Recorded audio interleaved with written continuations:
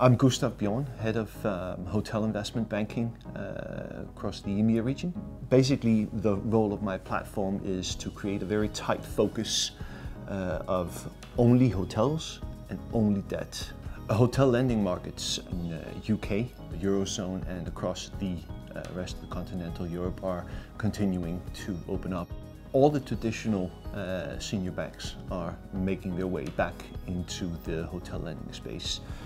However, as they are subject to tighter regulation and increased capital requirements under Basel III, they cannot be and they are not as aggressive as they used to be at this point in time in the previous cycle. LTVs for a pure senior piece seem to have hit a temporary plateau of 55 to 60%. Of course, in the more liquid markets like London, Paris, Munich, you see more aggressive senior lending behavior.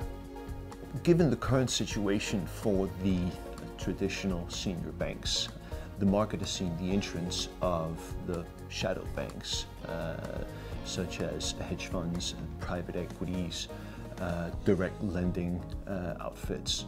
They are able and willing to go where the senior banks cannot and will not, in terms of LTVs, bridging the gap between the 55–60% senior to a 75–80% loan to value. In effect, the matrix across the market is well served, where we have single tickets available from 1 million all the way up to 1 billion across markets and across the different life cycles of the assets. So, just simple refinancing, conversion, repositioning, even development financing. Hello, Chris Holmes. I run the European Debt Advisory Group at JLL. Our core function is to go and seek bank funding for our real estate clients.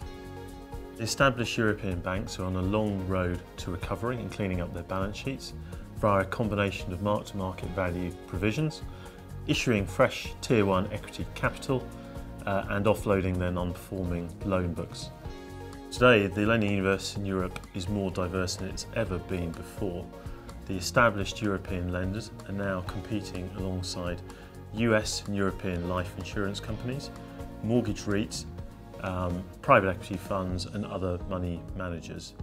These non-bank sources have cheap capital funding and when passed on to borrowers, this is resulting in lower credit margins.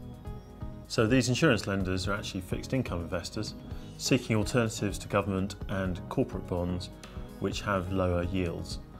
Typically, these lenders are looking to match long-term liabilities by lending between 7 to 15 years against through-the-cycle core real estate.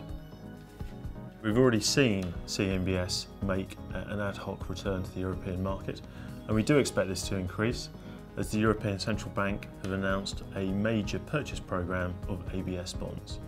To date, several global investment banks have already issued CMBS against core assets where they have pre-identified fixed income investors.